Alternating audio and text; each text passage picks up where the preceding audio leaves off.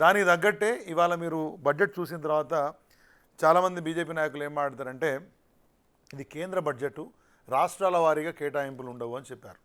అంతో ఎంతో నాలెడ్జ్ మనకు కూడా ఉంది కదా. కానీ మరి కేంద్ర బడ్జెట్ అయినప్పుడు శాఖల వారి కేటాయింపులని డాక్టర్ లక్ష్మణ్ గారు చెప్పారు. మరి ఎందుకు బీహార్, ఆంధ్రప్రదేశ్, హిమాచల్ ప్రదేశ్, అస్సాం ఈ రాష్ట్రాల యొక్క ప్రస్తావన ఉన్నదండి?